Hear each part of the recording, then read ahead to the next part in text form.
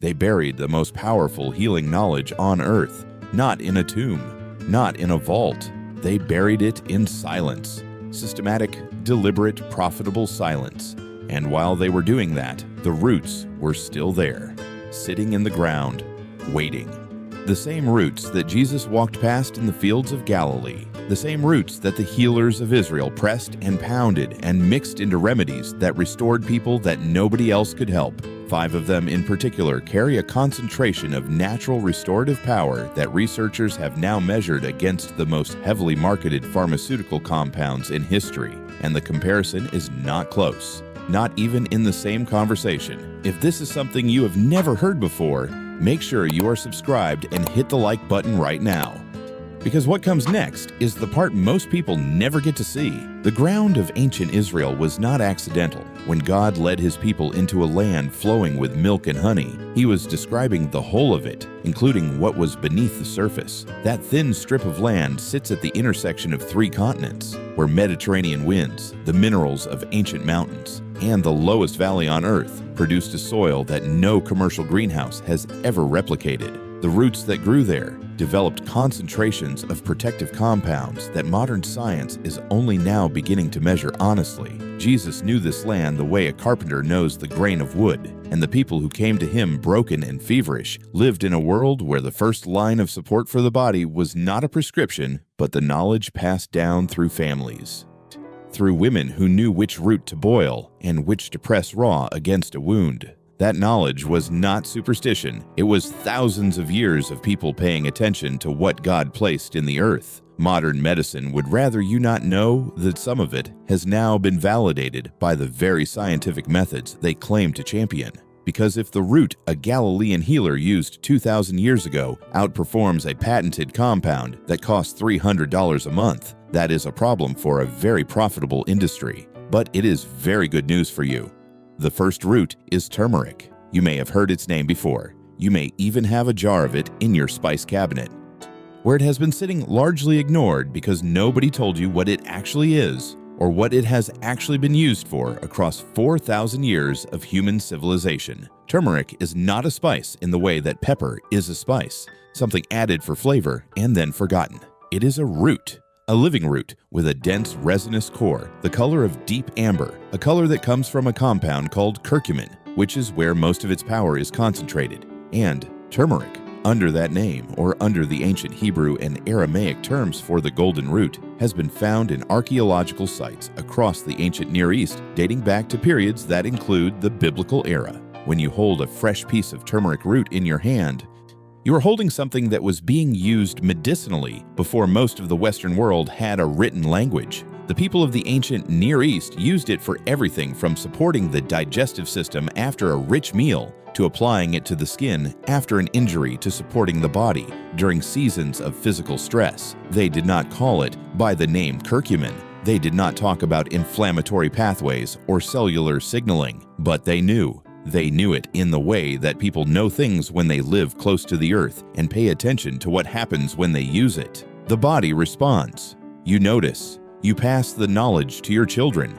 And across enough generations, that knowledge becomes as foundational as prayer. What science has now confirmed about turmeric is that curcumin, its primary active compound, interacts with multiple biological pathways simultaneously in a way that almost no single pharmaceutical agent can match. The body at 50, 60, 70 years old is dealing with a condition that underlies virtually every major health complaint of modern life. The quiet, sustained overactivation of the body's own protective responses that over time begins to work against the very structures it was designed to protect. Turmeric does not override that process the way a pharmaceutical does. It does not suppress or block or inhibit with a chemical hammer. It communicates with the body's own regulatory systems in a language those systems were designed to receive. There is a reason God put this root in the earth. It was not an accident. To receive the full benefit of turmeric root, preparation matters. The curcumin it contains is not easily absorbed by the body on its own, but the ancient cooks of the Middle East and South Asia, who had no knowledge of biochemistry, prepared it in ways that solved this problem without knowing why they worked. They cooked it in fat.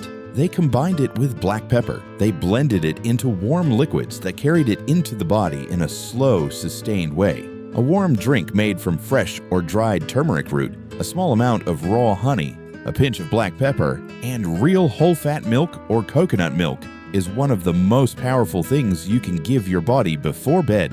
When you prepare this drink and hold the cup in both hands and breathe in its deep, earthy warmth, you are doing something that connects you backward across 4,000 years of human experience with this root. People who looked up at the same stars you look at tonight prepared this same drink for the same reasons. That continuity is not nothing. Your joints will have an opinion on the matter after 30 days. Your morning will feel different. Pay attention. The second root is ginger. And if you think you already know ginger because you have tasted ginger ale from a can or a thin slice of pickled ginger beside a piece of sushi, then what follows may genuinely change something in how you think about the world. Real ginger root, the kind that comes from the ground and not from a flavoring laboratory, is one of the most studied plants in the history of ethnobotany, which is the scientific study of how traditional cultures used plants for physical support. It appears in the medical traditions of ancient Egypt, ancient India, ancient China, the Arab world, and the Mediterranean. And in every one of those traditions, it holds a place of particular importance for the digestive system, for warmth, for circulation, and for the body's response to physical challenge. Ginger grew in the ancient spice trade routes that ran directly through the biblical lands. It was among the most valuable commodities that traveled the roads between Arabia and Jerusalem. Merchants carried it at great cost and risk because the demand was high and the need was real. When the Queen of Sheba came to Solomon bearing spices among her most prized gifts, the ancient records of that exchange describe aromatic roots that ancient scholars consistently identify with the ginger family. This was not a decorative gesture. It was an acknowledgement that what this root carried was worth more than gold to a civilization that understood what the body needed to remain strong and clear. What ginger does in the body begins in the gut and ripples outward. The compounds in ginger root, particularly the gingerols in fresh root and the shogaols in dried root, work on the smooth muscle of the digestive tract in a way that helps move things along, reduces the kind of gastric distress that becomes more common after 50 as digestive enzyme production decreases, and supports the body's ability to absorb nutrients from what you eat. This is critical. It does not matter how perfectly you eat if your digestive environment cannot extract and deliver what those foods contain. Ginger creates the conditions for absorption. It is, in a sense, the preparatory prayer before the meal. It gets the body ready to receive. Ginger also produces a warmth in the body that is more than sensory. It genuinely increases peripheral circulation, the movement of nourishing blood to the hands, the feet, the extremities that often become cold and sluggish as the body ages. Many older adults who feel perpetually cold, whose hands are always chilled, whose feet ache on winter mornings, are experiencing the consequences of reduced circulation rather than anything structurally wrong with those parts of the body. Fresh ginger root steeped in hot water for 15 minutes with a slice of lemon and a drizzle of raw honey is a morning ritual that the ancient world would have recognized immediately. It is not a trend, it is a return. The third root is valerian. This is the one that most people in this audience have never heard of, and that is precisely the point. Valerian is a root with a history in the ancient world that stretches back to at least the 1st century, and several ancient commentators identify it with plants described in Hebrew and Aramaic texts as spikenard, or related aromatics used in the temple and in healing contexts. It grows wild across Europe, Western Asia, and the Caucasus, and it has been used across all of those regions for one specific and profoundly important purpose. It supports the body's ability to rest. This may sound modest to you until you understand what rest actually is in the design of the human body. Sleep is not a passive state. It is not the body simply going offline for a few hours. During deep sleep, the body releases the hormonal signals that trigger muscle repair and rebuilding. During deep sleep, the brain clears accumulated metabolic waste through a system that only activates during sleep. During deep sleep, the immune system conducts its most active surveillance and repair work. During deep sleep, the cardiovascular system rests and recovers in a way it cannot do during waking hours. if you are not sleeping deeply, and the majority of American adults over 50 report that they are not. Your body is not completing the repair cycles it was designed to complete every single night. Everything else you do for your health, every good food you eat, every walk you take, every prayer you pray for your body to be restored is being undermined by the compounding deficit of inadequate sleep. Valerian root works by supporting the same neurological pathways that the body uses to initiate and maintain deep sleep, not by sedating you the way a pharmaceutical sleep aid does, which is to say, not by suppressing neurological activity in a way that produces unconsciousness, but never produces true restorative rest. Valerian communicates with the systems the body uses to naturally wind down. People who take a simple preparation of valerian root, dried and steeped in hot water as a tea or taken in its whole dried form as an evening practice report that they fall asleep more naturally, sleep more deeply, and wake with a quality of restoration they had not felt in years.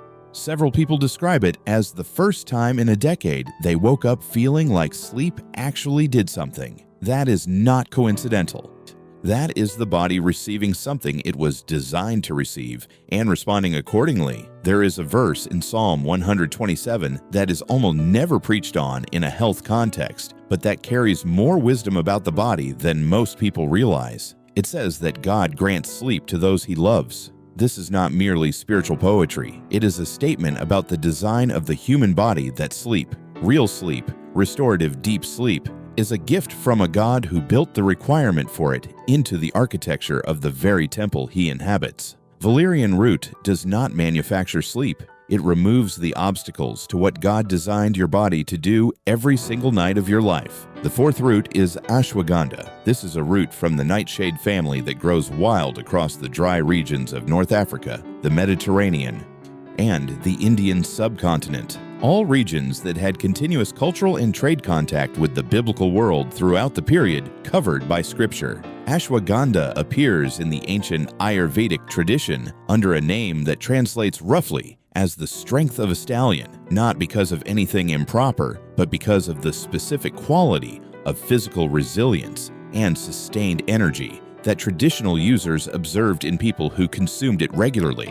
That name alone tells you something about what was being noticed. What ashwagandha does in the body is something that no other root on this list does in quite the same way. It is what traditional herbalists across multiple ancient cultures called an adaptogen, a plant that helps the body respond more intelligently to stress, not by making you feel artificially calm or artificially energized, but by supporting the systems that regulate how the body produces and deploys its own energy and recovery resources. The adrenal system in modern Americans over 50 is, in most cases, profoundly taxed. Years of sleep disruption, years of chronic low-grade anxiety, years of a food supply that does not adequately nourish the glands and systems responsible for stress response have left a generation of people running on empty reserves and wondering why they feel exhausted by things that would not have tired them 20 years ago. Ashwagandha root, dried and taken as a powder, stirred into warm milk with a small amount of raw honey, a preparation used in the ancient world for exactly this purpose, supports the adrenal system in recalibrating.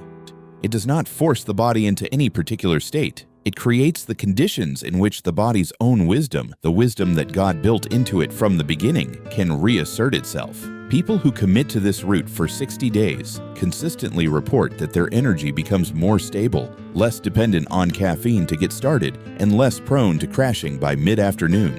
They report better sleep. They report a quality of mental clarity that they describe as feeling like themselves again. That phrase, feeling like themselves again, comes up with remarkable consistency. Pay attention to it. The land of the ancient Near East was familiar with this root, and the trade routes that brought it into the broader Mediterranean world intersected directly with the commercial and cultural life of the people whose stories fill Scripture. The knowledge of how to use it did not require a pharmacy or a prescription. It required proximity to the earth and the willingness to trust what God placed there. Which one of these roots has already found its way into your life? Maybe your mother kept turmeric in the kitchen for reasons she never fully explained, or someone in your family swore by ginger tea on the hard mornings. Tell me in the comments. I read every single one, and the stories of how these ancient remedies survived inside ordinary families are some of the most powerful things I have encountered in doing this work. The fifth root is licorice root, not the candy, not the artificially flavored confection that shares its name, but almost nothing else. The actual root of the Glycyrrhiza plant, which grows wild across southern Europe, the Middle East, and Central Asia, and which appears in the ancient records of virtually every civilization in that geographic range as a plant of significant healing and restorative importance. Licorice root was found in the tomb of Tutankhamun. It appears in ancient Sumerian clay tablets as a medicinal plant. It was written about in the ancient Greek medical tradition, the same tradition that overlapped with and informed the herbal knowledge of the Hellenistic Jewish world of the New Testament period. The sweetness of licorice root comes from a compound called glycyrrhizin, which is significantly sweeter than sugar, but does not behave in the body the way sugar does. The ancient world used licorice root as a sweetener, as a soothing drink, as a remedy for the throat and respiratory system, and as a support for the digestive system, particularly in conditions where the gut lining had become irritated or compromised.